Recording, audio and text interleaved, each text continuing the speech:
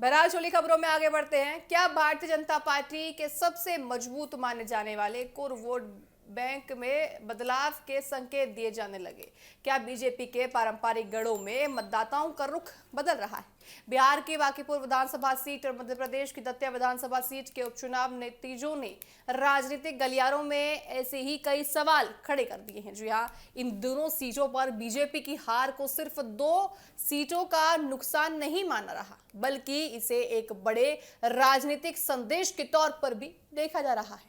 BJP के अंदर और एनडीए के सहयोगी दलों के बीच अब इस बात को लेकर चर्चा शुरू हो गई है कि आखिर इन नतीजों से क्या संकेत मिल रहे हैं। दरअसल बांकीपुर विधानसभा सीट लंबे समय से बीजेपी का मजबूत गढ़ मानी जा रही है।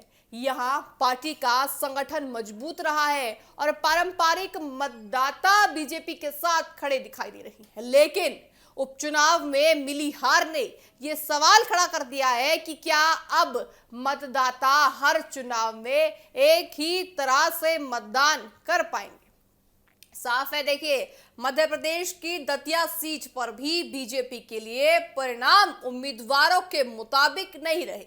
दतिया में भी पार्टी के प्रभाव वाले क्षेत्रों में गिना जाता रहा है। ऐसे में इन दोनों सीटों के नतीजों ने बीजेपी को चुनावी रणनीति को लेकर नई सिरे से विचार करने पर पूरी तरह से खड़ा कर दिया है। राजनीतिक जानकारों का ये मानना है कि आज का मतदाता सिर्फ पार्टी के नाम या पुराने समीकरण के आधार पर फैसला नहीं करता, बल्कि उम्मीदवार की छवि, स्थानीय मुद्दे, क्षेत्रीय समस्याएं और सरकार के कामकाज को भी ध्यान में रखता है। यही वजह है कि बीजेपी के लिए इन उपचुनावों के नतीजे एक महत्वपूर्ण संकेत माने जा रहे हैं। साथ ही साथ आपको बताएं कि इन नतीजों के बाद एनडीए के सहयोगी दलों में भी मंथन शुरू होने की बात सामने आ गई है।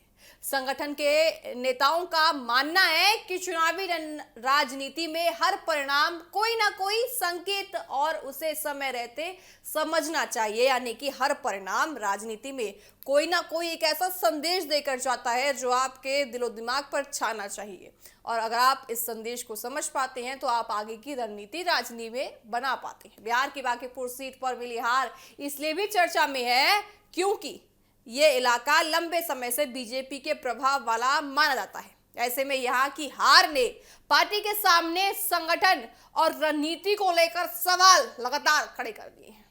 विपक्ष भी सवाल खड़े कर रहा है। वहीं चुनाव प्रचार के दौरान दिए गए कुछ बयानों को लेकर भी चर्चाएं हुई हैं। आपको बताएं कि बांकीपुर में एक बीजेपी नेता के कथित बयान को लेकर विपक्ष ने निशाना साधा और सहयोगी दलों ने, नेताओं ने भी सवाल उठाए। राजनीतिक विशेषज्ञों का मानना है कि चुनाव के दौरान नेताओं के बयान मतदाताओं पर असर डाल सकते हैं और पार्टी की छवि को प्रभावित कर सकते हैं। इसलिए ऐसे में देखिए, चुनाव और ज्यादा मद्देनजर रखते दतिया उपचुनाव में टिकट चयन को लेकर चर्चाएं हुई है। राजनीतिक दलों के लिए उम्मीदवार का चयन हमेशा एक अहम फैसला होता है, क्योंकि कई बार स्थानीय स्तर पर उम्मीदवार की पूरी तरह से देखिए स्वीकार्यता चुनाव के नतीजों पर बड़ा असर डालती है। अब सवाल ये है कि क्या इन हार के बाद बीजेपी क्या अगला कदम उठाएगी और बीजेपी को और क्या कुछ नई चीजें सीखने को मिली है। पार्टी के सामने सबसे बड़ी चुनौती अपने संगठन को और मजबूत करने की है। इसके अलावा उम्मीदवार चयन, कार्यकर्ताओं के साथ बेहतर तालमेल और स्थानीय मुद्दों पर ज्यादा ध्यान देने की जरूरत और जरूरी भी माना अब बीजेपी को जा रहा है। बीजेपी के लिए अच्छी बात यह है कि पार्टी के पास देश भर में मजबूत संगठन और बड़ा जनाधार है, लेकिन राजनीति में लगातार सफलता के लिए हर चुनाव से सीख लेना भी बहुत जरूरी होता है। उपचुनाव के नतीजे अक्सर बड़े नेताओं से पहले जनता के मूड का संकेत देती है।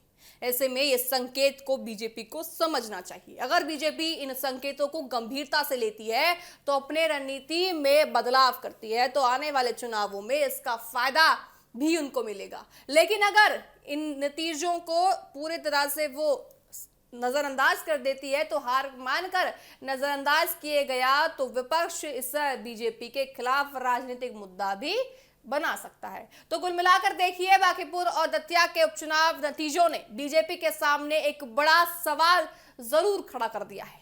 क्या पार्टी का पारंपरिक वोट बैंक अब पहले की तरह एकजुट है, या फिर मतदाता नए मुद्दों को नए समीकरणों के आधार पर अपना फैसला करने पर बदल गए हैं? ऐसे में आने वाले चुनावों में बीजेपी की रणनीति और जनता का रुख इस सवाल का जवाब देगा। फिलहाल देखिए, इन 2 सीटों की हार ने पार्टी के भीतर आत्ममंथन का जोर जरूर शुरू कर दिया है। साथ ही साथ देखा जाएगा कि अब पार्टी आगे की रणनीति क्या बनाती है। बांकीपुर दतिया हार से बड़ी जीत, यानी कि बड़ा एक सबक बीजेपी को मिल गया है और बीजेपी अब आगे की ऐसी रणनीतियां बनाती हुई भी नजर आएंगी। संगठन और रणनीति पर मंथन अब बीजेपी को करना जरूरी है, क्योंकि हर जगह से जीतती आ रही बीजेपी अगर कहीं हार जाती है तो उनको जरूर सोचना चाहिए कि आप किस तरह से यहां हार सकती हैं। तो ऐसे में बीजेपी को सबक मिला है और उम्मीद यही है कि बीजेपी सबक को सीखते हुए आगे की रणनीति बनाएगी।